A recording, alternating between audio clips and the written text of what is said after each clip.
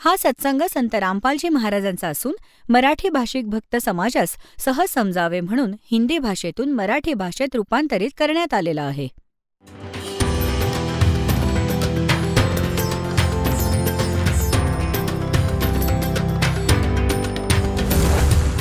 और ज्ञान सब ज्ञान डी कबीर ज्ञान सो ज्ञान और जैसे घोड़ा तोब कायम करता चले मैदान. जगद्गुरु तत्वदर्शी संत रामपालजी महाराजांचे अमृत वचन सर्व पवित्र धर्मांच्या व पवित्र शास्त्रांच्या आधारावर. श्रीमद भगवत गीतेच्या अध्याय नंबर 15च्या श्लोक नंबर 16 आणि 17 मध्ये 3 पुरुष प्रमाणित झाले आणि श्रीमद भगवद्गीता अध्याय नंबर 15च्या श्लोक नंबर 1 ते 4 मध्ये उलटा लटकलेला संसाररूपी वृक्ष आहे, ज्याची वरच्या बाजूला मुळे आहेत, खाली 3 गुणरूपी शाखा आहेत. तर वरती जे मूळ आहे ते तर परमाक्षर ब्रह्म आहे आणि जे खोड आहे त्या वृक्षाचे ते समजा अक्षर पुरुष आहे. अक्षर ब्रह्म म्हणा, अक्षर पुरुष म्हणा. मग त्यातून एक मोठी डहाळी निघते खोडातून, तो क्षरपुरुष आहे, त्याला ज्योत स्वरूप निरंजन म्हणा, क्षर पुरुष म्हणा, क्षर ब्रह्म म्हणा किंवा ब्रह्म म्हणा. आणि मग पुढे 3 देव शाखा आहेत, रजगुण ब्रह्मा, सद्गुण विष्णू, तमगुण शिवजी शाखा आहेत आणि पानरूपी संसार. तर हे 3 जे ब्रह्मा विष्णू महेश आहेत, तर या शाखा आहेत त्या डहाळीच्या. हे क्षरब्रह्मचे पुत्र आहेत. रजगुण ब्रह्मा, सद्गुण विष्णू, तमगुण शिवजी हे क्षरब्रह्मचे पुत्र आहेत. आणि श्री ब्रह्मा विष्णू महेशजींची दुर्गा जी आहे ती यांची माता आहे, जी क्षरपुरुषाची पत्नी आहे. आणि आता हे जे इथे प्रभू आहेत, जसे आपण श्री विष्णूजींना सत्वगुण भगवान देखील मानत होतो आणि कंप्लीट गॉड म्हणत होतो, सत्यनारायण देखील म्हणत होतो. सत्यनारायण म्हणजे अविनाशी भगवान. श्रीमद देवी भागवतात म्हणजे देवी पुराणाच्या 3ऱ्या स्कंधात गीता प्रेस गोरखहून प्रकाशित 3रा स्कंध सचित्र मोठा टाईप याच्या 123व्या पानावर लिहिलं आहे. तिघेही स्वतः स्वीकार करून विष्णूजी म्हणतात की तू शुद्ध स्वरूप आहेस. आपली माता विष्णूजी आपली माता दुर्गेची स्तुती करत आहेत. ती करताना म्हणत आहेत की तू शुद्ध स्वरूप आहेस, संपूर्ण संसार तुझ्यामुळेच निर्माण झालाय. मी म्हणजे विष्णू, ब्रह्माजी आणि शंकर हे तुझ्याच कृपेने आम्ही अस्तित्वात आहोत, विद्यमान आहोत. आणि आमचा तर आविर्भाव म्हणजे जन्म आणि तिरोभाव म्हणजे मृत्यू होतो. आमचा तर जन्म आणि मृत्यू होतो. आम्ही अविनाशी नाही होत. तर हे परमात्म्याच्या कृपेमुळे पुण्यात्म्यांनो हे स्पिरिच्युअल नॉलेज जे आहे ते उजळत आहे. आता हे निर्णायक वळणावर येऊन ठेपलंय. तर हे 3 जे भगवान आहेत, 3 प्रभू आहेत, स्वामी म्हणा, भगवान म्हणा, यांना प्रभू म्हणा. हे जितके ज्या क्षेत्राचे स्वामी आहेत तेवढाच असतो, जसा तहसीलदार देखील स्वामी असतो. प्रभू आहे आपल्या क्षेत्राचा. आपले जेवढे त्याच्या कार्याची व्याप्ती आहे त्याला आपल्या जॉबचं जेवढं त्याचं क्षेत्र आहे तिथला तेवढा साहेब आहे तो. आणि मग जो SDM देखील आपल्या क्षेत्राचा जेवढे त्याचे क्षेत्र आहे त्या स्तराचा तेवढाच साहेब आहे, तेवढाच स्वामी आहे. आणि डेप्युटी कमिशनर DC ज्याला म्हणतात, इतर राज्यात त्याला कलेक्टर म्हणतात, डेप्युटी कलेक्टर म्हणतात. तर जो डेप्युटी कलेक्टर आहे तिथला तोच समजा, तो देखील साहेब आहे. आणि कलेक्टर म्हणजे कमिशनर, तो देखील साहेब आहे. तो त्याचं जेवढं क्षेत्र आहे एका डिस्ट्रिक्टमध्ये, डिस्ट्रिक्टच्या आतच तो साहेब आहे. मग एक मंत्री साहेब आहे, कमिशनर साहेब आहे, एक मंत्री साहेब आहे, तो आपल्या विभागाचाच मालक आहे. भले पूर्ण राज्याचा आहे परंतु त्याचा विभाग आहे, तेवढाच मालक आहे तो. इतर विभागात इंटरफेरन्स नाही करू शकत. ना त्याचं काही चालेल ना सही चालेल त्यांच्या कागदपत्रांवर. तर अशाच प्रकारे मग मंत्री, मुख्यमंत्री आहे, तो केवळ एका स्टेट प्रांताचाच मालक आहे, स्वामी आहे, साहेब आहे. आणि मग एक प्रधानमंत्री आहे, तो एका तुकड्याचा, एका क्षेत्राचा, म्हणजे त्या ज्याची एक डिव्हिजन सांगितली आहे त्या सगळ्याचा एक साहेब आहे प्रधानमंत्री.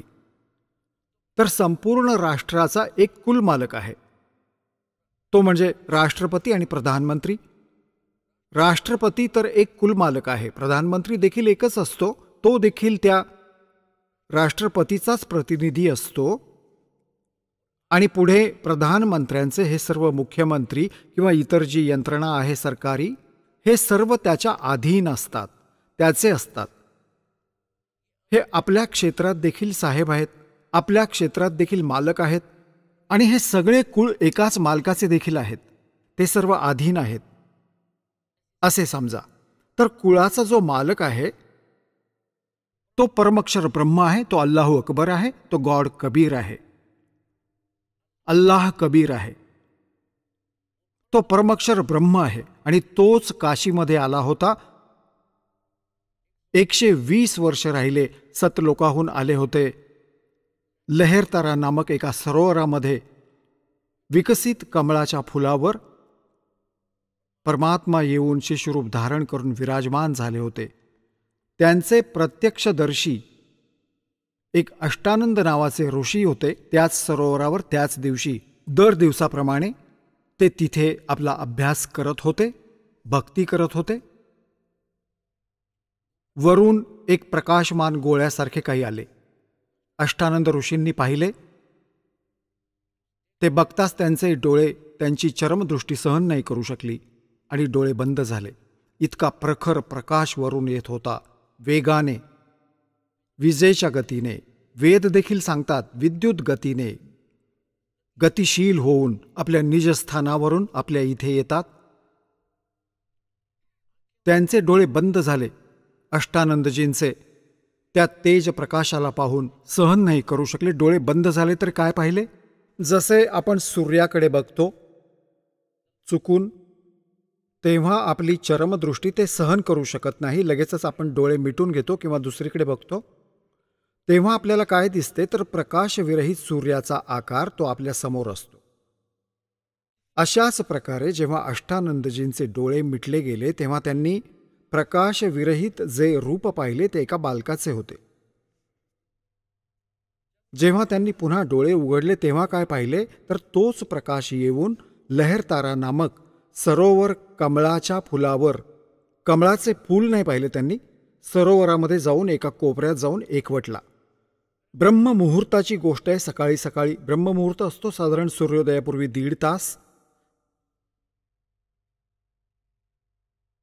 तर त्यांनी जाऊन आपल्या अष्टानंदजींनी आपले पूज्य गुरुवर्य स्वामी रामानंदजी काशीवाले यांना विचारले की असा असा मी एक प्रकाश येताना पाहिला, माझे डोळे सहन नाही करू शकले गुरुदेव, आणि जसे माझे डोळे बंद झाले तसे मला एक बालकरूप नजरेस आले, नवजात बालकासारखा, आणि परत मी डोळे उघडले तसा तो एका सरोवरात विलीन झाला. आता ज्याप्रमाणे स्वामी रामानंदजींना अध्यात्मज्ञान होते त्या आधारे त्यांना ज्ञात होतं की जे कोणी भगवान येतात ते कोणाला भगवान मानायचे, या अवतारांना, श्रीराम, श्रीकृष्ण, श्री परशुराम आणि इत्यादींना. तर ते म्हणाले की बाळा, हे लक्षण एक वरच्या लोकातून कोणी महापुरुष येतात त्याचे लक्षण आहे, आणि इथे एखाद्या मातेच्या गर्भात जन्म घेतील, धारण करतील, आणि तिथून जन्म घेऊन इथे काही लीला करण्यासाठी येतात. तर वरच्या लोकातून जेव्हा शक्ती येतात तेव्हा असाच तारा निखळतो, ते असेच येतात. तर जसे त्यांना ज्ञान होते, अध्यात्मज्ञान स्वामी रामानंदजींना परमात्मा भेटण्याआधी, तसे त्यांनी आपल्या शिष्याच्या शंकेचे निरसन केले. तो संतुष्ट झाला. तर सांगण्याचा मतितार्थ प्रसंग आहे, तिथेच येऊया की ते परमात्मा स्वतः सतलोकातून येतात, असे शिशुरूप धारण करून जेव्हा ते येतात आणि मग लीलात्मक पद्धतीने मोठे होतात, कोवळ्या वयातच मोठ्या मोठ्या विद्वानांचे धाबे दणाणून सोडतात, तर ते परमात्मा स्वतः येऊन हे ज्ञान देतात. तर त्यांनी येऊन जे ज्ञान सांगितलं आहे, तर ते परमात्मा त्यांनी येऊन हे सत्य ज्ञान सांगितलं आहे, ज्याला तत्वज्ञान म्हणतात. आता जो प्रसंग चालू आहे की वेदांचे, गीता, श्रीमद भगवद्गीता, हे चार परमात्मा, म्हणजे 3 तर हे प्रभू झाले, क्षरपुरुष, अक्षरपुरुष आणि परमक्षरपुरुष, क्षरब्रह्म, अक्षरब्रह्म आणि परमक्षरब्रह्म, या सर्वांची स्थिती झाली. जसे पूर्ण 3 लोकामध्ये, या संपूर्ण ब्रह्मांडामध्ये हे 3 लोक आहेत, पृथ्वीलोक, पाताळलोक आणि वर स्वर्ग आणि नरक एकत्रितच आहे, त्याला स्वर्गलोकच म्हणतात. या 3 लोकांच्या वर हे तीनही प्रभू, रजगुण ब्रह्मा, सद्गुण विष्णू, तमगुण शिवजी, असे समजा की हे विभागीय मंत्री आहेत आणि 3ही लोकांच्या एकेका विभागावर यांचं अधिपत्य आहे. हे तेवढे प्रभू आहेत, तेवढे स्वामी आहेत. आणि जो यांचा पिता आहे, जो क्षरब्रह्म आहे, हा अशा 21 ब्रह्मांडांचा स्वामी आहे. एका ब्रह्मांडामध्ये हा स्वतः मुख्यमंत्र्याचा रोल करतो, हे समजा.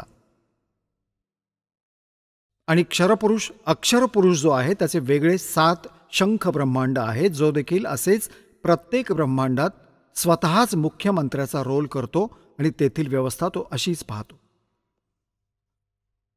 तिथले ब्रह्मा विष्णू महेश वेगळे असतात.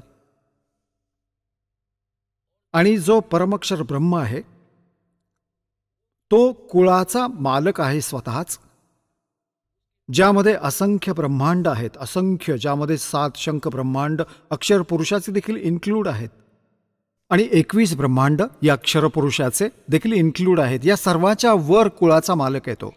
हे आपल्या स्तराचे देखील मालक आहेत प्रत्येक, जसे ब्रह्माजी रजोगुण विभागाच्या 3ही लोकात ते मालक आहेत. जसा एक मंत्री असतो राज्यामध्ये,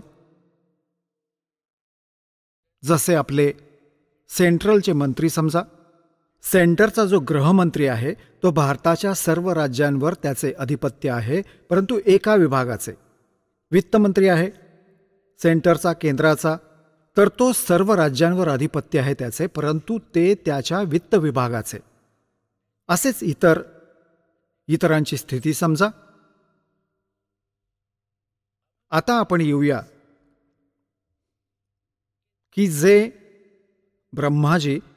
जे आता ब्रह्माजींची पूजा तर कोणी करतच नाहीत, ते तर त्यांना रिजेक्ट करून ठेवलं आहे आपल्या धर्मगुरूंनी. परंतु ही देखील आपली चूकच ठरलेली आहे. कारण ज्याप्रमाणे गृहमंत्री आहेत आपल्या इथले, जसे स्टेटचे, तर गृहमंत्र्यांची जी बेनिफिशियल जी कामे आहेत, ती लाभ देणारी कार्य आहेत, ती जनतेला गृहमंत्र्यांपेक्षा जास्त मिळतात. त्यामुळे एक टुरिझम मंत्री, जसे त्यांना पर्यटन मंत्री म्हणतात. आता पर्यटन मंत्री कुठे बागेत फिरायला जाईल, त्यांना फार काही घेणं देणं नसतं. आणि गृहमंत्र्यांकडे तर बरेच काही जनतेला सहायता देण्याचे, सुविधा देण्याचे अधिकार असतात. त्यामुळेच गृहमंत्र्याला उत्तम मानले. परंतु यांची पॉवर एकसारखी आहे, या मंत्र्यांची एक समानच आहे. क्वालिफिकेशन असते, MLA पासूनच तयार होतात असे समजा. तर ब्रह्माजींना न मानणे हे देखील आपली बुद्धी कमीच म्हणायला हवी. आता कधी त्याच्याकडेही काम निघू शकतं, असं जरुरी नाही की त्याच्या स्तराचे काही काम येणार नाही, त्याला विरोध नाही. आदरणीय सर्व असतात असं समजून चला. हे कम्प्लीट स्पिरिच्युअल नॉलेज म्हणजे संपूर्ण अध्यात्म मार्गदास तुमची ओळख करून देत आहे. थोड्या वेळात समजेल. CD घेऊन जा, वारंवार ऐका. कारण मुलं काही एका महिन्यातच BA, MA, MSc नाही करत, खूप वेळ लागतो. मग केल्यानंतर बघा, हाताच्या बोटांवर असतो त्याला सगळा सिलेबस, तसाच तुम्हालाही होईल. आता आपण येऊया की आजचा जो प्रसंग आहे की आपल्या सद्ग्रंथांमध्ये जी साधना लिहिली आहे ती आपली यथार्थ साधना आहे, शास्त्र अनुकूल साधना आहे. गीताध्याय श्रीमद भगवद्गीता अध्याय नंबर 16च्या श्लोक नंबर 23-24 मध्ये म्हटलं आहे की शास्त्रविधी त्यागून जे मनमाने आचरण करतात त्यांना ना सुख लाभतं, ना गती होते, ना त्यांना कोणती सिद्धी प्राप्त होते, ना त्यांना परमगती मिळते. युसलेस आहे. म्हणून 24व्या श्लोकात म्हटले आहे 16व्या अध्यायाच्या की यामुळे अर्जुना तुझ्यासाठी कर्तव्य आणि अकर्तव्याच्या व्यवस्थेमध्ये कोणती आध्यात्मिक कर्मे केली पाहिजेत आणि कोणती नाही केली पाहिजेत, या संदर्भात शास्त्र हेच प्रमाण आहेत. इतर कोणाच्या दंतकथेवर विश्वास ठेवू नकोस. यातून सिद्ध झाले की शास्त्रविधी त्यागून जो सद्ग्रंथात शास्त्रात प्रमाणित जी साधना आहे त्याच्या विपरीत जे साधना करत आहेत ती युसलेस आहे. आपल्या सद्ग्रंथात कोणत्या साधना आहेत? जसे दासाने सांगितले की यजुर्वेद अध्याय नंबर 40च्या मंत्र नंबर 15 मध्ये वेद ज्ञानदाता ब्रह्म आहे. त्याने आपल्या स्तराचे ज्ञान सांगितले की ओम आहे माझा मंत्र त्याने सांगितले की वायुरनिलम अमृतम अथेतम भस्मांतम शरीरम ओम क्रतोस्मर क्लिबे समर कृतम स्मर. ओम नामाचा जप काम करता करता स्मरण करा आणि विशेष ओढीने स्मरण करा. मनुष्य जीवनाचे मूळ कर्तव्य समजून स्मरण करा. म्हणजे कोणतेही जे स्मरण करता तेव्हा मनुष्य जीवनाचे प्रथम कर्तव्य मानून स्मरण करणे हे पहिले कर्तव्य आहे. आणि परमात्म्याच्या भक्तीबरोबरच आपले जे निर्वाहाची कर्मे देखील करू तर भगवानाच्या शक्तीने ती देखील खूप चांगली लाभ होणारी होतील. जी व्यक्ती दुःखी होते तेव्हा तर भगवानाकडेच जाते यासाठी की भगवान मला सुख देतील, माझी बिघडलेली कामे व्यवस्थित करतील.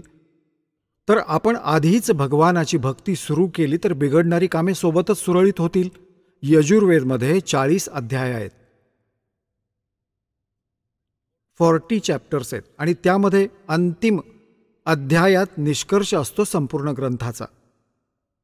त्यामध्ये 40व्या अध्यायाच्या 10 पासून 13 मध्ये हा वेद ज्ञानदाता म्हणतो की कोणी तर परमात्म्याला समवात म्हणतो. समवात म्हणजे जन्म घेऊन येतो, जसे श्रीराम श्रीकृष्णाच्या रूपात अवतार धारण करतात. आणि काही म्हणतात की असमवात आहे, तो जन्म घेतच नाही, अर्थात अजन्म आहे. तर म्हणतात की तो परमात्मा कसा आहे याविषयी तत्वदर्शी संत जे ज्ञान सांगतात त्यांच्याकडून ऐका. आणि कोणीतरी कोणाला एक अक्षर ज्ञान लाभले, विद्या आली थोडीशी, त्याला विद्वान मानले. ज्याला अक्षर ज्ञान नाही त्याला तुम्ही अविद्वान म्हणता. विद्वान आणि अविद्वानाची व्याख्या देखील तत्वदर्शी संत सांगतील, त्यांच्याकडून ऐका. आता जसे आपले परमात्मा आले होते, सिंपल लँग्वेज बोलायचे जी सामान्य माणूस समजू शकतो, त्या भाषेत बोलल्यानेच ते समजू शकत होते. परंतु आपले धर्मगुरू जे ब्राह्मण होते, ऋषी मंडलेश्वर होते, आचार्य शंकराचार्य होते, हे सर्व संस्कृत भाषा नक्कीच जाणत होते, संस्कृतचे विद्वान होते, अक्षरज्ञान होते.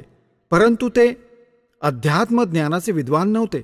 यांनी परमात्म्याला असे सांगून आपल्यापासून दूर केले की याने वेद वाचलेले नाहीत, याला संस्कृत येत नाही. कबीर साहेबांना विणकर धाणक काय जाणणार आपल्या सद्ग्रंथांबद्दल, हा खोटं बोलतो. तर ती गोष्ट आपल्या डोक्यात बसली की कबीर साहेब एक अशिक्षित आहेत आणि धाणक विणकर जातीत हे जन्मले आहेत आणि त्यावेळी केवळ ब्राह्मण वर्गालाच संस्कृत शिकण्याचा अधिकार होता आणि दुसऱ्या इतर वर्गातील लोकांना तर ते शिष्य देखील करून घेत नसत. तंत्रमंत्र झाडफूक तर सगळ्यांना करायला सांगत असत, पण शिष्य करून घेत नव्हते, अक्षरज्ञान देखील देत नव्हते. तर सांगण्याचा मतितार्थ हा आहे की परमात्मा वेद सांगतात. 40व्या अध्यायामध्ये 10 पासून 13 पर्यंत असा निर्णय दिला आहे की कोणाला अक्षरज्ञान असेल तर त्याला विद्वान म्हटले. जसे कोणाला संस्कृत येते तर तो संस्कृतमध्ये विद्वान आहे, पण त्याला इंग्रजी येत नाही, इंग्लिश, तर तिथे फेल झाला. पंजाबी येत नाही तर तिथे फेल झाला. तर हे अशी एखादी भाषा अवगत केल्यामुळे व्याकरण संदर्भात माहिती मिळवल्यानेच कोणी विद्वान होत नाही. विद्वान तो असतो अध्यात्म मार्गामध्ये ज्याला कंप्लीट रिअल स्पिरिच्युअल नॉलेज असेल, संपूर्ण खरे ज्ञान अध्यात्मज्ञान असेल, तो आहे विद्वान. तर हे सांगितले आहे की 40व्या अध्यायातील 15व्या श्लोकात तर त्याने आपली स्थिती सांगितली की माझी भक्ती जी आहे ती ओम नामाची आहे. मग 40व्या अध्यायातील 17वा श्लोक जो अंतिम श्लोक आहे वेद यजुर्वेदाचा आणि 40व्या अध्यायाचा, त्यात स्पष्ट केलं आहे की पूर्ण परमात्मा जो परमाक्षर ब्रह्म आहे तो तर तिथे वरती आहे, तो परोक्ष आहे वरती तेजोमय लोकात, आणि मी ब्रह्म आहे. अहम ब्रह्म खम, अहम खम ब्रह्म ओ, माझे ओम नाम आहे आणि मी वर ब्रह्मलोक रूपी दिव्य आकाशात राहतो आणि माझे ओम नाम आहे. आता इथून आता पुढे आजचा सत्संग आता सुरू होत आहे, जे दास करत आहे, जो त्याचा निष्कर्ष काढू पाहत आहे. आता वेदामध्ये आता पूर्ण परमात्मा देखील लिहिला आहे, त्याचा मंत्र देखील लिहिला अन्य आहे, तरी त्याने स्वतःचा मंत्र सांगितला की मी ब्रह्म आहे, माझे नाम ओम आहे, दॅट्स ऑल. आणि देवी भागवतामध्ये, देवी पुराणामध्ये हिमालयाला ज्ञान देत असताना 7व्या स्कंधात देवीजी म्हणत आहे, हिमालय राजाला ज्ञान देत आहे. 562 पानावर सचित्र मोठा टाईप, गीता प्रेस गोरखपूरहून प्रकाशित आहे. 562 आणि 563 वर निष्कर्ष काढला की हे राजा, तू ब्रह्मचा जप कर, माझी साधना देखील सोडून दे. त्याचे ओम नाम आहे. ब्रह्मप्राप्तीचे उद्दिष्ट ठेव आणि त्यांची भक्ती कर. ह्यानेच तुझे कल्याण होईल आणि तू त्याला प्राप्त करशील ब्रह्मला, आणि तुला ब्रह्मलोक, दिव्य आकाशरूपी ब्रह्मलोकात राहतो तो ब्रह्म, तिथे जाशील. म्हणजे ओम नामाच्या जपामुळे ब्रह्मलोक प्राप्ती होते, कारण हा मंत्र ब्रह्मचा आहे. आता आपण येऊया गीतेकडे. श्रीमद भगवद्गीता अध्याय नंबर 8च्या श्लोक नंबर 5 आणि 7 मध्ये गीता ज्ञानदाता म्हणतो की अर्जुन, तू युद्ध देखील कर आणि माझी भक्ती देखील कर आणि तू मलाच प्राप्त होशील. चिंता करू नकोस. आपली साधना 8व्या अध्यायाच्या 13व्या श्लोकात सांगतो की ओम इति एकाक्षरम ब्रह्म व्याहरण माम अनुस्मरण य प्रयाती त्यजम देहम स याती परमाम गतिम. मज ब्रह्मचे एक ओम अक्षर आहे, नथिंग एल्स, हेच आहे. आणि याचे स्मरण जो अंतिम श्वासापर्यंत करतो तो शरीर सोडून जातो. स याती परमाम गतिम, म्हणजे ओम पासून मिळणारी जी परमगती आहे ती यातून प्राप्त होईल. ओम पासून मिळणारी परमगती काय आहे? ब्रह्मलोक मिळेल. गीतेच्या अध्याय नंबर 8च्या श्लोक नंबर 16 मध्ये लिहिलं आहे की अर्जुन, ब्रह्मलोकापर्यंत सर्व लोक पुनरावर्तीमध्ये आहेत. म्हणजे ब्रह्मलोकात जे निघून गेले साधक ते देखील पुनर्जन्म घेतील, पृथ्वीवर परतून येतील. आपल्या भक्तीची कमाई तेथे खर्च करून पुनर्जन्म होईल, पृथ्वीवर येतील. तर ही आहे याची परमगती ओम नामाच्या जपाची, म्हणजेच ब्रह्मच्या साधनेची. तर याद्वारे कंप्लीट मोक्ष प्राप्त होत नाहीये, जो गीतेच्या श्लोक नंबर 18च्या श्लोक नंबर 62, गीता अध्याय नंबर 15च्या श्लोक नंबर 4 मध्ये म्हटलंय की तत्वदर्शी संत अर्जुन, तू सर्व भावाने त्या परमेश्वराला शरण जा, त्याच्या कृपेनेच तुला परमधाम आणि परमशांती प्राप्त होईल. आणि त्या तत्वदर्शी संताच्या प्राप्तीनंतर परमेश्वराच्या त्या परमपदाचा शोध घेतला पाहिजे, जिथे गेल्यानंतर साधक परत कधीही परतून संसारात येत नाही. तर तो ओम नामाच्या जपामुळे प्राप्त नाही झाला, तिथे तर ब्रह्मलोक मिळाला आणि त्या ब्रह्मलोकात गेलेला जीवही परत पुनरावर्तीमध्ये येतो. तर ओममुळे कंप्लीट मोक्ष नाही मिळाला. कंप्लीट म्हणजे संपूर्ण मोक्ष नाही मिळाला, पूर्ण मुक्ती नाही मिळाली. पूर्ण मोक्ष तो असतो कधीही नाश न होणे, तिथे गेल्यानंतर कधीही मृत्यू होत नाही, जरा आणि मरण कायमसाठी संपून जाते. आता आपण येऊया परम अक्षर. जसे एक क्षरपुरुष, याची ही स्थिती सांगितली. आता अक्षरपुरुष. अक्षरपुरुष देखील नाशवंत आहे. गीता अध्याय नंबर 15च्या श्लोक नंबर 16 मध्ये 2 पुरुष सांगितलेत, क्षरपुरुष आणि अक्षरपुरुष.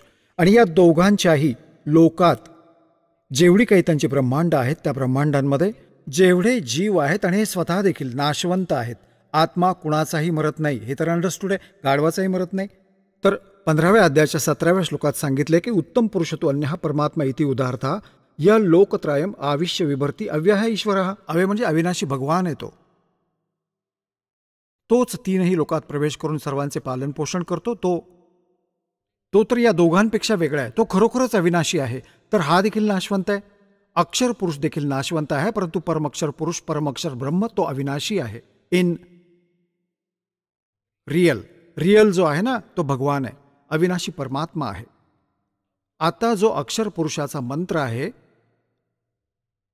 आणि परमक्षर ब्रह्मचा जो मंत्र जप आहे, तो गीतेमध्ये कोडवर्डमध्ये आहे. तसा वेदात देखील कोडवर्डमध्ये आहे की तो परमात्मा जो पूर्ण परमात्म्याच्या प्राप्तीचा 3 मंत्राचा जप आहे, 3 मंत्राचा. आणि यात ते संकेत मंत्र देखील लिहिले आहेत, पण ते सांकेतिक आहेत, त्यांचे कोडवर्ड आहेत. श्रीमद भगवद्गीतेच्या अध्याय नंबर 17च्या श्लोक नंबर 23 मध्ये त्यात लिहिलं आहे की ओम तत्सत इति निर्देशे ब्रह्मणे त्रिविधः स्मृतः. ब्रह्मणे म्हणजे सच्चिदानंद घनब्रह्म, म्हणजे परमक्षर ब्रह्म. परमक्षर ब्रह्मच्या प्राप्तीचा या 3 मंत्राच्या स्मरणाचा निर्देश आहे. निर्देश म्हणजे नथिंग एल्स, याच्या व्यतिरिक्त अजून काही नाही. हे फायनल डायरेक्शन आहे. कंप्लीट हे ज्ञान आहे. आणि हे ओम तर सरळ क्षरपुरुष म्हणजे ब्रह्मचा, आणि तत् हा अक्षर ब्रह्मचा, अक्षर पुरुषाचा, आणि सत हा परमक्षर ब्रह्मचा, त्याला परमक्षर पुरुष म्हणा, त्याला सत्यपुरुष म्हणा, त्याला कंप्लीट गॉड म्हणा, अल्लाहू अकबर म्हणा, त्या पूर्ण परमात्म्याचा. ओम तत् सत. तत् आणि सत हे सांकेतिक आहेत, हे कोडवर्ड आहेत. आजपर्यंत हे कोणाकडेच नव्हते किंवा त्या पूर्ण संतांकडे होते ज्यांना भगवान भेटले, जे दास वारंवार तुम्हाला त्यांची पवित्र नावे लक्षात आणून देतो.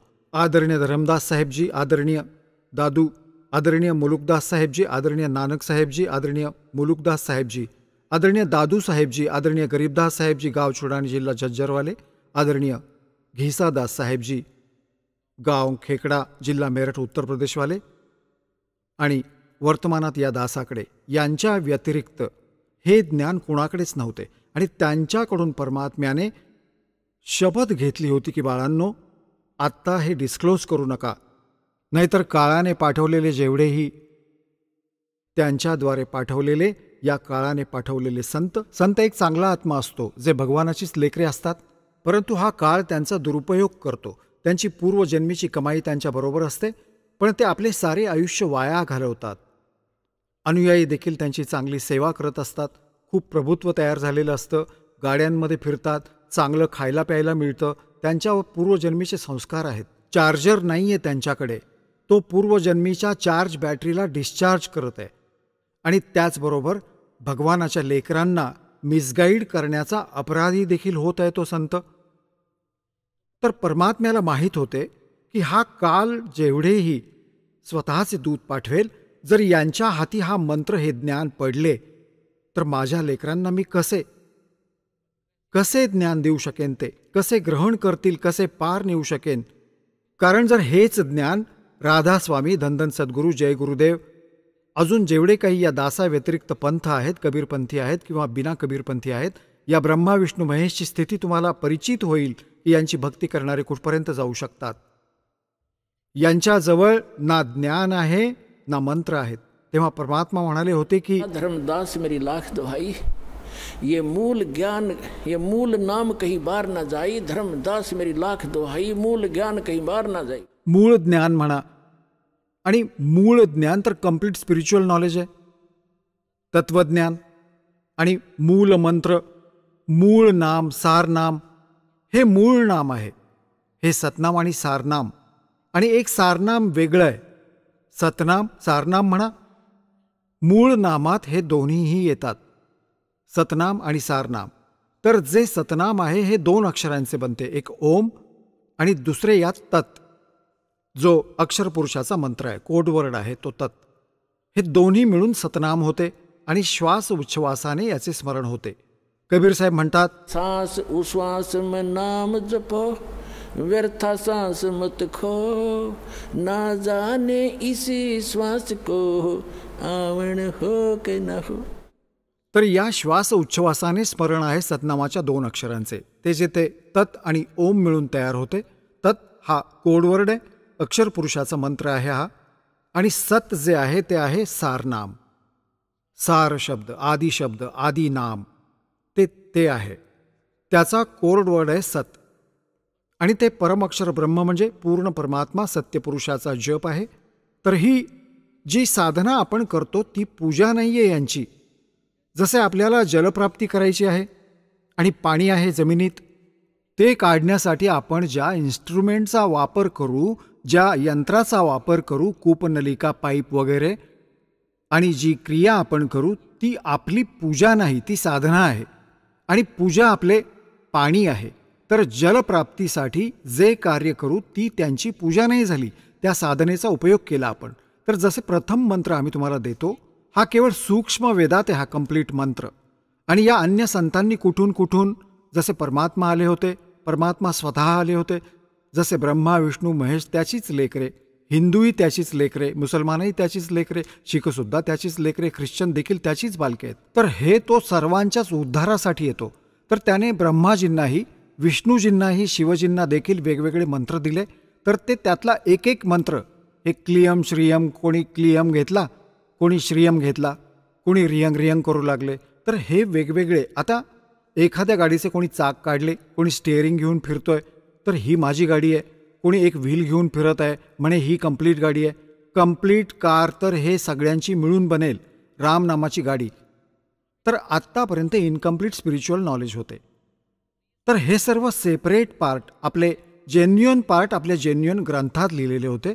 आता समजा एक स्पेअर पार्टचे दुकान आहे जेन्युअनची, आणि इंजिनियर जी वस्तू त्याला मिळेल, जी पाहिजे ती पटापट घेईल आणि योग्य ठिकाणी आणून गाडी तयार करेल. एक कोणी बेअरिंग घेऊन फिरेल, म्हणेल ही गाडी आहे, ट्रेन आहे, माझी ही आगगाडी आहे, ही मोटर गाडी आहे. तर अशा प्रकारच्या गोष्टी आत्तापर्यंत हे इनकम्प्लीट स्पिरिच्युअल नॉलेज ठेवणारे हे संत, अर्धवट ज्ञान असणारे आपल्याला असे मूर्खात काढत होते. कोणी काही मंत्र देतोय, कोणी काही मंत्र देतोय, यामुळेच मोक्ष मिळेल. तर शास्त्रविधी त्यागून मनमानी ज्ञान आणि मनमानी आचरण होते. त्याने लाभ होणारच नव्हता आणि झालाही नाही आजपर्यंत. आता बघूया कसा लाभ होत नाही ते. सर्व प्रकारचे सुख असेल, तुमच्या कुटुंबात सुख, तुमच्या घरात सुख, तुम्हाला मोक्षप्राप्ती होणार, हेच सत्य माना.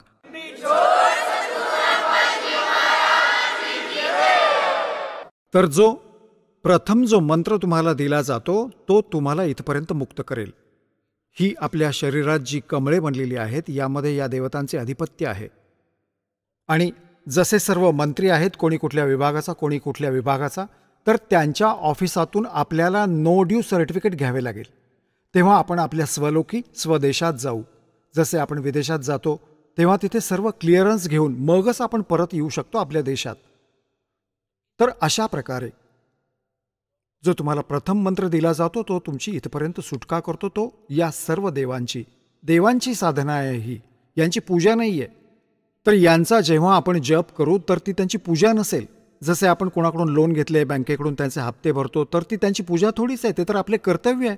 नाहीतर आपला लिलाव होईल. आपण टेलिफोनचे घेऊन ठेवले आहे कनेक्शन आणि आपण बिल नाही भरले, तर ते बिल भरले म्हणजे काय पूजा करतो? आपण आपले कर्तव्य निभावत आहोत आणि आपण त्याला टॅक्स दिला तर ते पुढे सुरू ठेवतील. याच प्रकारे अन्य वीज, पाणी, गॅस कनेक्शनबद्दल लक्षात घ्या. अशा प्रकारे या सर्व देवांकडून आपल्याला आराम मिळतो, परंतु ती मिळते या मंत्रामुळे. जसे तुम्हाला आधी देखील सांगितले होते की हे यांचे मूळ मंत्र आहेत. यांच्या व्यतिरिक्त अजून कोणत्या मंत्राचा जप केला तर ते कधीही लाभ नाही देणार. जसे एक रेडा असतो किंवा जसे हे ज्याला बैल म्हणतात तर त्यांचा एक वेगळा कोड मंत्र आहे. जसे वळूला म्हणजे बैलाला वळूला सांड सांड करत जा, तो बघणार नाही, आणि त्याला एकदा करा हुर्र, तो असा बघेल चौकस होऊन. तर तो जो वेगळा मंत्र, त्याचा जो कोडवर्ड आहे तो त्याचा खरा मंत्र आहे. तो आकर्षित होतो, त्याच्या कह्यात नसते ते. जसे रेड्याला जर केले हुर्र आणि त्याच्याऐवजी त्याला म्हणालो रेड्या, ए रेड्या, तर कधीही नाही बघणार तो. आणि एकदा फक्त म्हणाले हुर्र तर असा बघेल मागे वळून. तर हे जे हुर्र आहे हा त्याचा मूळ मंत्र आहे, तो विवश आहे त्याला.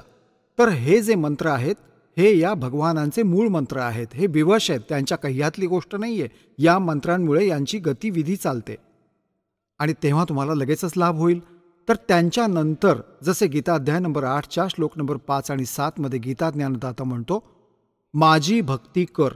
8व्या अध्यायाच्या 13व्या श्लोकात गीतेमध्ये त्याने आपला मूळ मंत्र सांगितला. तर माझी भक्ती केलीस तर मलाच प्राप्त होशील, बस. आणि ब्रह्मलोकात जाशील, आणि ब्रह्मलोकात गेलेला प्राणी देखील परत येत नाही. हा कंप्लीट नाही झाला मोक्ष, पूर्ण मोक्ष नाही झाला. कारण गीता अध्याय नंबर 8च्या श्लोक नंबर 16 मध्ये हे देखील स्पष्ट केले आहे की ब्रह्मलोकात गेलेले प्राणी देखील पुनरावर्तित आहेत, जन्ममृत्यू होतो. 18व्या अध्यायाच्या 62व्या श्लोकात, 15व्या अध्यायाच्या 4थ्या श्लोकात स्पष्ट केले आहे की अर्जुन, तू सर्व भावाने त्या परमेश्वराला शरण जा, त्याच्याच कृपेने तुला परमशांती आणि सनातन परमधाम, तुला शाश्वत स्थान प्राप्त होईल, जिथे गेल्यानंतर साधक परत या संसारात कधीच येत नाही. तर त्यासाठी 8व्या अध्यायाच्या 8, 9, 10 मध्ये म्हटले आहे की जो त्या परमात्म्याची परमक्षर ब्रह्मची भक्ती करतो, तत्वदर्शी संतांकडून प्राप्त करून कंप्लीट स्पिरिच्युअल नॉलेज, ही भक्ती विधी, भक्तीची मेथड, वर्शिप मेथड, तर तेव्हा त्या भक्तीच्या जोरावर, योगाच्या जोरावर म्हणजे भक्ती, साधनेच्या बळावर तो परमात्मा प्राप्त होतो. तर इथे जी गोष्ट अजूनपर्यंत अडकून राहिली या कबीरपंथीयांच्या, हे म्हणतात भले आम्ही सतलोक सत्पुरुषच्या गोष्टी ऐकवतो आणि हे असं म्हणतात की तुम्ही अन्य जो जप करता ना, हा तर काळाचा जप आहे. हे काय बोलणं झालं? आता जसे आपल्याला पाणी उपसायचं आहे जमिनीमधून, तर आपलं पाणी म्हणजे पूजा आहे. ते मिळवण्यासाठी जे इन्स्ट्रुमेंट, हँडपंप लावण्यासाठी जी क्रिया करायची आहे, पाईपलाईन किंवा हँडपंप लावायचा आहे, तर ही आहे ते मिळवण्यासाठी एक प्रोसेस आहे आणि प्रोसिजर आहे आणि हे इन्स्ट्रुमेंट ते प्राप्त करण्यासाठीचे. ही यांची पूजा नाही करत आहोत आपण, तर यांचा उपयोग करत आहोत. तर हे जेवढे मंत्र आहेत, तर हे भगवान त्या पूज्य वस्तूला मिळवण्यासाठीच्या आपल्या साधनेची आयुधे आहेत. शास्त्र हे शस्त्र आहे, आपले मंत्र. तर यामध्ये आपण जसे पाईप आणले, हे तर समजा की पाईप आणले हँडपंप लावण्यासाठी, हा तर प्रथम मंत्राच्या कमाईमुळे तुम्हाला लाभ झाला. मग कूपनलिका, हे आहे सतनाम. ही कूपनलिका मारू, खालून मग माती बाहेर काढू, मग परत मारू, पाईप त्याच्याबरोबरच जाईल. तर जे सतनाम आहे हे श्वासोच्छ्वासाचे 2 मंत्र आहेत. या 2 मंत्रांच्या जपाची तुम्हाला तोपर्यंत साधना करायची आहे, जसे कूपनलिकेचे काम तोपर्यंत आहे जोपर्यंत पाण्यापर्यंत पोहोचत नाही पाईप. आता पाईप पोहोचला पाण्यापर्यंत खाली जमिनीत, आणि जर त्याच्यावर हँडपंप नाही लावला तर आता पाईपसुद्धा व्यर्थ आहे. खाली लोअर केला तो देखील व्यर्थ आहे. आता त्यावर हँडपंप लावला जाईल आणि हँडपंपची देखील पूजा करावी लागेल, सेवा. त्याला फिरवावे, हलवावे लागेल, तेव्हा ती पूज्य वस्तू मिळेल, पाणी. तर हा जो पाईप आणला आपण विकत, हा तर प्रथम मंत्र, त्याचा लाभ समजा. आणि सतनामाचा जो जप आहे तो 2 अक्षराचा, ही ती कूपनलिका करणे समजा. याचे काम हे झाले. जर सारनाम नाही मिळाले तर ती कूपनलिका देखील, पाईप लोअर केलेला देखील व्यर्थ केला. तर कम्प्लीट स्पिरिच्युअल जो वे ऑफ वर्शिप, जी मेथड ऑफ वर्शिप आहे, तो कम्प्लीट असा उपयोगात आणावा लागेल, तेव्हाच ती वस्तू प्राप्त होईल. तर मूळ जो सतनामाचा जो 2 अक्षरी मंत्र आहे, तो तर श्वासोच्छ्वासाने जप करायचा आहे. त्याने तर पाईप पोचवला पाण्यापर्यंत, एंडपर्यंत त्याचा. आता सार शब्द जो आहे, सारनाम आदिनाम, तो हँडपंप आहे वरचा मशीन, ते लावले जाईल, तेव्हा ती पूज्य वस्तू रोज प्राप्त होईल, कितीही काढून घ्या. तर अशा प्रकारे परमात्मा प्राप्ती होईल. पुण्यात्म्यांनो, ते स्पिरिच्युअल नॉलेज दासाकडे आहे, या आणि ग्रहण करा.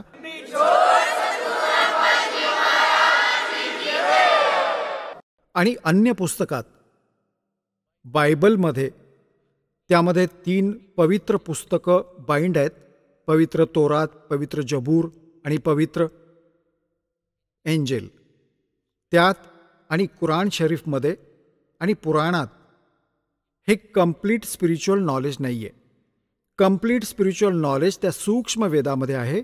जसे हे मुसलमान बांधव 5 वेळा नमाज करतात आणि ख्रिस्ती बांधव प्रार्थना करतात, आणि हे हिंदू बांधव नित्यनियम करतात. एक गीतेचा अध्याय वाचला दररोज किंवा वेदातील 2-4 मंत्र डेली वाचले, हा तर केवळ एक ज्ञान यज्ञ आहे.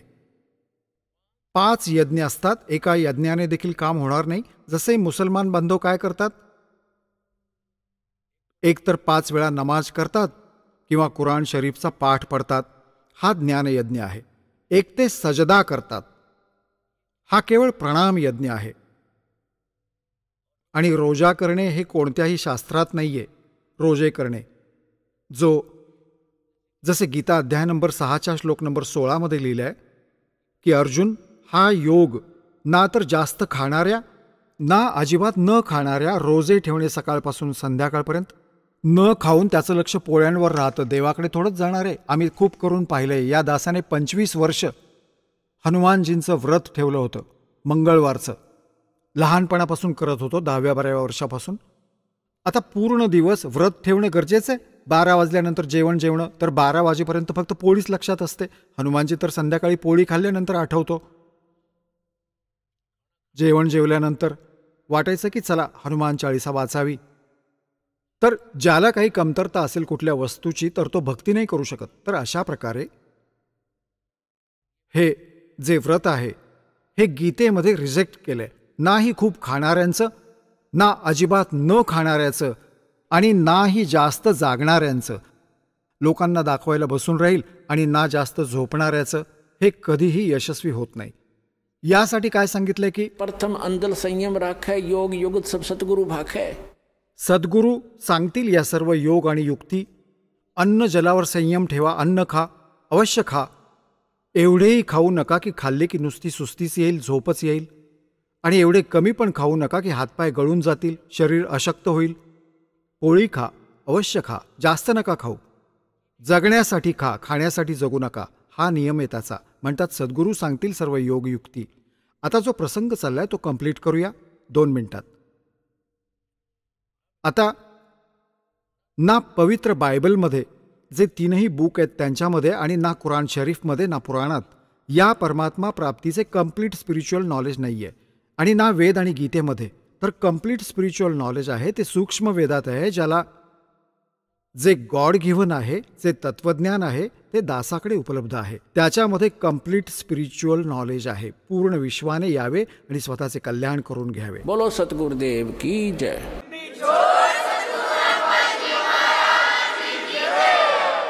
चला आता आपण त्या श्रद्धाळूंचे अनुभव जाणून घेऊया ज्यांनी जगद्गुरू तत्वदर्शी संत रामपालजी महाराज यांच्याकडून दीक्षा प्राप्त केलेली आहे, तसेच त्यांच्याद्वारे सांगितलेल्या भक्ती मार्गावर चालत आहेत. नमस्कार. सत साहेब. आपलं नाव? माझं नाव विठ्ठल नारायण परतवाड. आपण कुठून आलात? मी नवरत्ननगर साई रोड लातूर महाराष्ट्र येथून आलो. आपला व्यवसाय काय आहे? मी रिटायर्ड सब इन्स्पेक्टर गुजरात पोलीसमधून रिटायर आहे. संत रामपालजी महाराजांची गुरुदीक्षा आपण कधी घेतली? मी संत रामपालजी महाराज यांची दीक्षा 8 नोव्हेंबर 2015 मध्ये घेतली.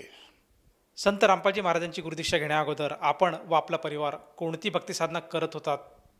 संत रामपालजी महाराज यांची गुरुदीक्षा घेण्याच्या अगोदर मी आणि माझा परिवार आपले पारंपरिक जे देवी देवता आहेत, हनुमान मंदिर ची सेवा, त्याच्यानंतर विठ्ठल रुक्माई मंदिर, त्याच्यानंतर बालाजी, त्याच्यानंतर जे काही आपले देवी देवता आहेत त्यांची भक्ती करत होतो.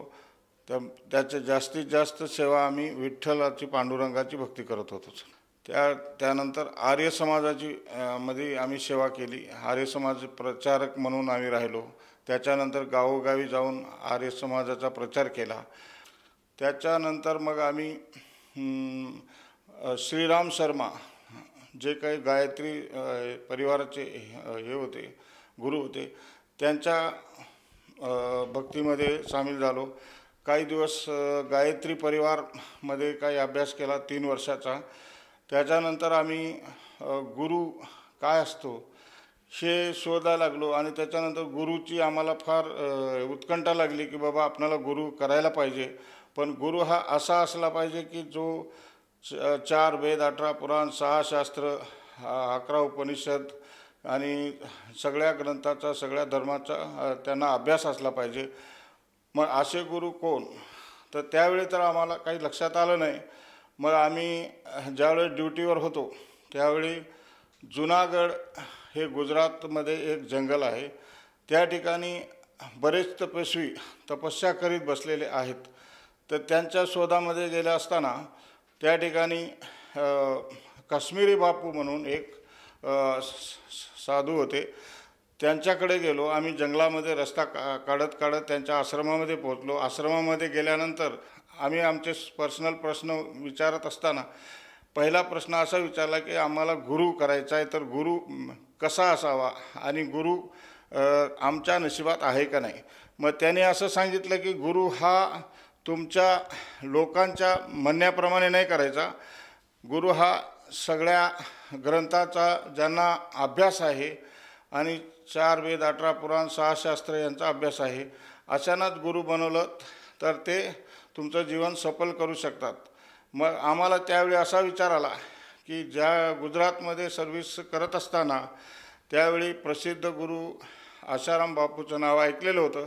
मग आशाराम बापूकडे आम्ही गुरुदक्षिणा घेण्यासाठी गेलो असता, पण त्यांचं जे दीक्षा देण्याची पद्धत होती ती अशा प्रकारे होती की ते सगळ्यांना एकत्र करत होते आणि 4-5 मंत्र ते म्हणून दाखवत होते आणि त्याच्यामध्ये जो तुम्हाला मंत्र निवडायचा आहे तो मंत्र निवडा आणि तो त्याचा भक्ती करा असं त्यांनी सांगत होते.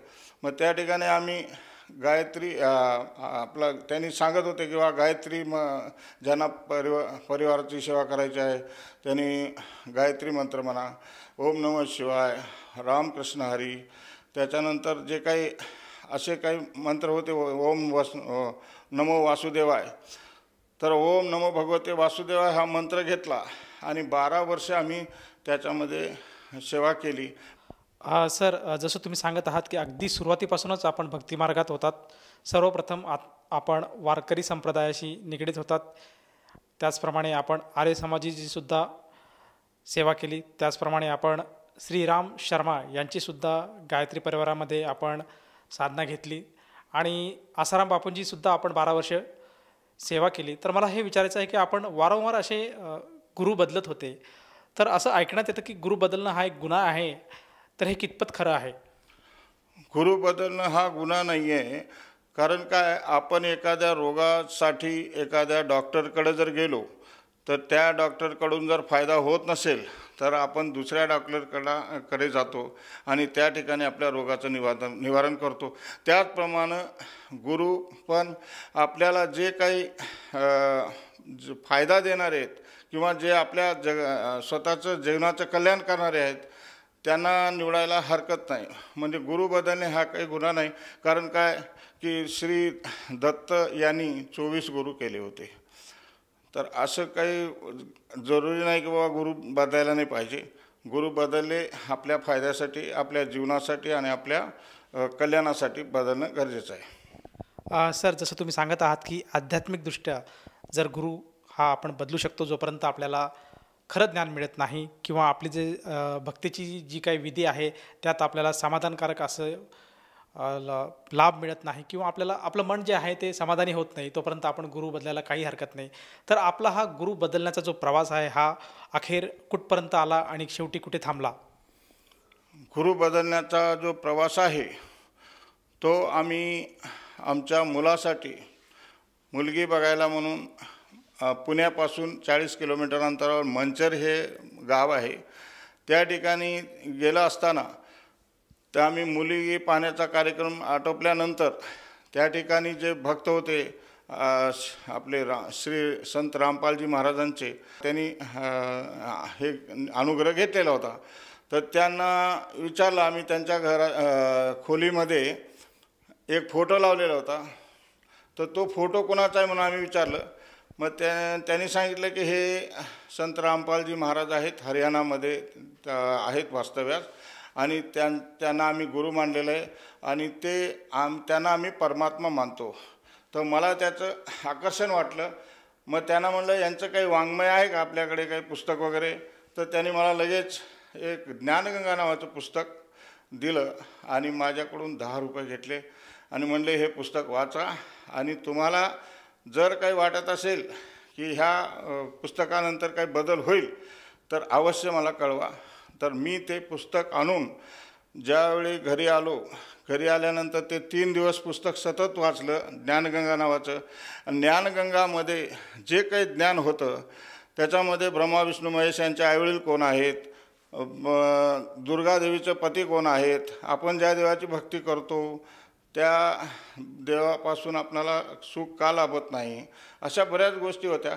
तर ते वाचल्यानंतर मला कळालं की मी फार भटकलेलो आहे आणि आता ह्या ठिकाणी मी आता स्थायी होणार आहे असं मला खात्रीपूर्वक वाटत असल्यामुळं मी माझ्या मित्राला, एका नांदेडमध्ये राहतो, त्या मित्राला फोन केला आणि त्यांना सांगितलं की म्हणलं असं एक ज्ञानगंगा नावाचं पुस्तक माझ्याकडे आलेलं आहे आणि त्या पुस्तकामध्ये अशी भक्ती सांगितलेली आहे.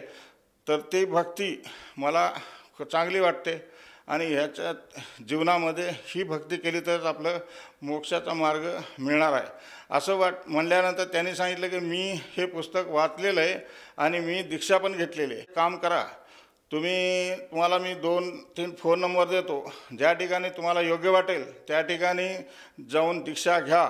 मी 1 तारखेला फोन केला होता तर त्यांनी म्हणले 2 तारखेला मुंबई येथे मोठी शोभायात्रा आहे, तरी तुम्ही 8 तारखेला या म्हणले. 8 नोव्हेंबर 2015ला. मग 8 नोव्हेंबर 2015ला मी तिथे जाऊन दीक्षा घेतली. प्रथम नाम मिळालं मला. सर, जसं तुम्ही सांगितलं की संत रामपालजी महाराजांचं जे पुस्तक आहे ज्ञानगंगा, हे सर्वप्रथम आपल्याला बघायला मिळालं आणि त्यातलं ज्ञान आपल्याला आवडलं, म्हणून आपण संत रामपालजी महाराजांच्या ज्ञानाबद्दल आपली जी उत्कंठा आहे ती वाढीच गेली आणि आपण त्याचा शोध घेतला आणि अखेर संत रामपालजी महाराजांच्या मार्गात आपण आलात. तर मला असं विचारायचं आहे की जेव्हा आपण संत रामपालजी महाराजांच्या मार्गात आलात त्यानंतर आपल्याला आपल्या जीवनामध्ये काय काय लाभ प्राप्त झालेत? सर्वात मोठा लाभ असा झाला की मला जे काही परमार्थाचं जे आवड होती ते एक मोक्षाचा मार्ग कुठे आहे काय नाही हे त्या पुस्तकामधून सांगितलं, तर ते मला तो सगळ्यात मोठा फायदा झालेला आहे. आणि नंतर मला अटॅक आला, तर त्या अटॅकमध्ये मला ॲडमिट करण्यात आलं ICUमध्ये. डायरेक्ट ECG वगैरे करण्यात आलं. तर मला सांगितलं की बाबा तुम्हाला अटॅक आलेला आहे आणि तुमची ट्रीटमेंट चालू करतो. तर डॉक्टरांनी ट्रीटमेंट चालू केल्यानंतर मला 8 दिवस तिथं राहावं लागलं त्या हॉस्पिटलमध्ये आणि माझी एन्जिओग्राफी करण्यात आली. तर एन्जिओग्राफी केल्यानंतर मला सांगितलं की तुम्हाला एन्जिओप्लास्टी करावी लागेल. तर एन्जिओप्लास्टी मी केली नाही. त्याच्यामध्ये 60-70% जे काही ब्लॉकेज होते ते ब्लॉकेजचं रिपोर्ट मी आणलेले आहेत. हे कवटाळे हॉस्पिटल लातूर इथला रिपोर्ट आहे. त्यांनी 70% ब्लॉकेज दाखवलेलं आहे. तर हे असताना देखील मी एन्जिओग्राफी केली नाही, सगळं परमात्म्यावरती सोडून दिलं. मग काही दिवसानं मी हे पुस्तक वाचल्यामुळं मी दीक्षा घेतली. दीक्षा घेतल्यानंतर मला सगळ्यात मोठा फायदा हा झालेला आहे की मला जीवनदान मिळालेलं आहे आणि आजपर्यंत मी प्रकृती स्वस्थ आहे. त्याच्यानंतर मला सगळ्यात मोठा दुसरा फायदा असा झालेला आहे की माझे मुलं जे एक सर्व्हिसला होता आणि एक सर्व्हिसला लागला नव्हता, ते सर्व्हिसला लागला, त्याला एक चांगल्या प्रकारे मोठ्या हायस्कूलमध्ये नोकरी मिळाली. त्याच्यानंतर त्याचे लग्न झाले. लग्नानंतर त्यांना मुलं झाले. मुलानंतर असं सगळं काही सुखरूप आहे. मी रिटायर पर्सन आहे, मला पेन्शन मिळते आणि कसल्याच प्रकारची आमची आर्थिक अडचण नाही आहे आणि आम्ही सगळं सुखी आहोत. सर, असं बघण्यात येतं की आज जे भक्तिमार्गाचा जे प्रसार करत आहेत बरेचसे साधू, जे आपल्याला साधू संबोधित करतात आणि भक्त समुदायाला आज लुटत आहेत, तर अशा साधूंवर बरेचसे जे काही आहे प्रशासन हे एक सक्त कारवाई करतात.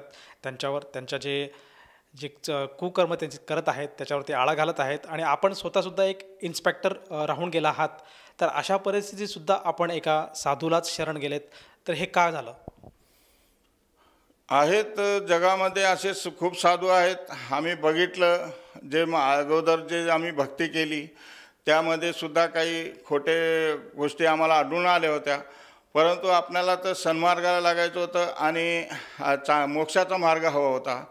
मग तो मार्ग तिकडे आम्हाला मिळाला नाही आणि मी एक पोलीसमध्ये काम केलेलं असल्यामुळं मला ह्याची जाणीव झाली आणि मी सगळं ह्याचा अभ्यास तिथं जाऊन करून नंतर ही दीक्षा घेण्यात आली आहे. कारण तिथं सगळं परीक्षण करून आम्हाला आढळून आलं की इथं प्रेमानं सगळं वागवलं जाते. त्या ठिकाणी आश्रमामध्ये जाऊन बघितलं तर एकमेकाशी कसं बोलतात काय नाही, सगळे आव भगतजी तिथला जो सन्मान बघून असं वाटलं की इथं आम्ही स्वर्गातच आलो आहे. आणि ह्या ठिकाणी चांगल्या प्रकारे आपल्याला सगळं काही ज्ञान मिळतं आहे. महत्त्वाचं म्हणजे ज्ञान, आध्यात्मिक ज्ञान हे असं कुठंच पाहण्यात आलं नाही, हे आम्हाला आढळून आलं. म्हणून आम्ही संत रामपालजी महाराजांची दीक्षा घेतलेली आहे आणि त्यांची जी वाणी आहे ती आम्ही बऱ्याच वेळेस TVवर त्याच्यानंतर मोबाईलमध्ये लावून आम्ही ऐकत होतो आणि आम्हाला खात्री झाली हे आम्हाला ह्याच्याशिवाय कोणीही तारणारा संत जगामध्ये नाही आहे. रामपालजी महाराजांसारखा न्यायी आणि सत्य वागणारा संत जगामध्ये नाही असं आढळून आल्यानंतर, खात्री झाल्यानंतर आम्ही दीक्षा घेतली. सर, जसं आपण आज उल्लेख करत आहात की संत रामपालजी महाराज हे समाज सुधारण्याचं कार्य करत आहेत आणि त्यांचं जे ज्ञान आहे, त्यांचे जे अनुयायी आहे, त्यांचं जे वागणं आहे ते आपल्याला अतिशय आवडलेलं आहे आणि म्हणूनच आपण संत रामपालजी महाराजांच्या शरणात आलात. मला हे म्हणायचं आहे की जेव्हा आपण संत रामपालजी महाराजांच्या शरणात आलात आणि आपण त्यांना पारखून बघितलं, तर आपण आपल्या ह्या अनुभवातून आणि आपल्या ह्या अभ्यासातून जे काही जनसमुदाय आज भक्तीसाठी आज शोध घेत आहेत परमेश्वराचा, किंवा कुठल्या ना कुठल्या दुःखात ते आज झगडत आहेत, तर अशा सर्वांना आणि खास करून आपले जे मित्रपरिवार आहे, आपल्या सर्व्हिसच्या वेळेस जे आपले मित्र होते, त्याचप्रमाणे जे काही आपले शालेय शैक्षणिक जे मित्र होते आणि जे आपले आत्तेष्ट आहे, नातेवाईक आहेत, या सर्वांसाठी आपण आपल्या अनुभवातून काय संदेश द्याल? आमच्या अनुभवातून आम्ही असंच सांगू शकतो, आमचे मित्रमंडळी जे काही इष्टमित्र आणि जे काही नातेवाईक आहेत त्यांना आम्ही हेच सांगू इच्छितो की जगामध्ये ह्या भक्तीसारखी भक्ती आपल्याला कुठंच मिळत नाही. कारण इथं सत्य आहे. सत्य हे परेशान होऊ शकतं पण पराजित होऊ शकत नाही. तर हे आपल्याला इथं आल्यानंतर, म्हणजे आम्ही ज्यावेळेस इथं आलो त्यावेळेस आम्हाला जे सुख लाभलेलं आहे आणि ते जगाला सांगण्यासारखं आहे आणि आम्ही सांगत फिरतो. लोकांना ज्यावेळेस प्रचारामध्ये जातो त्यावेळेस सांगत फिरतो, पुस्तकं वाटत असताना सांगत फिरतो. तर हे सगळं एक चांगला मार्ग आहे आणि ह्या चांगल्या मार्गाला सगळ्यांनी यावं, त्यांची पुस्तकं वाचावी. जर आम्ही जे काही पुस्तकं आम्ही दिलेले आहेत ते पुस्तकं असं सांधीला न ठेवता ते पुस्तकं वाचून त्याचं ज्ञान घेऊन आणि पुढे आपण भक्ती करावी. आणि भक्तीशिवाय काही मिळत नाही, कारण भक्तीविना तर काहीच इथं साध्य होत नाही आणि आपल्याला सुख लाभू शकत नाही.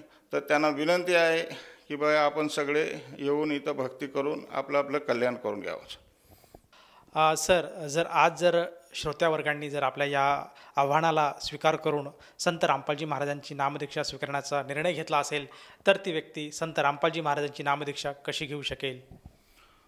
संत रामपालजी महाराजांचा सत्संग टी व्हीवर चालत असताना त्याच्या खाली नंबर येतात आश्रमचे. त्या नंबरला आपण नोट करून त्या नंबरवर फोन करून आश्रमाचा संपर्क करून ज्या ठिकाणी आपल्याला नामदान केंद्र प्रत्येक जिल्ह्यामध्ये खुललेलं आहे, जे काही जवळ पडत असेल तिथे जाऊन त्या ठिकाणी निःशुल्क मिळत असलेली दीक्षा घेणे.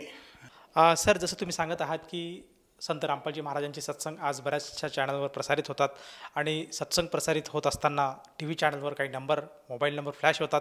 त्या नंबरवर जर साधकाने संपर्क साधला तर त्याला जवळच्या नामदान केंद्राची माहिती मिळेल आणि तेथे जाऊन तो साधक अगदी निःशुल्क संत रामपालजी महाराजांची नामदीक्षा घेऊ शकेल. आपण दिलेल्या माहितीबद्दल धन्यवाद. सतसाहेब.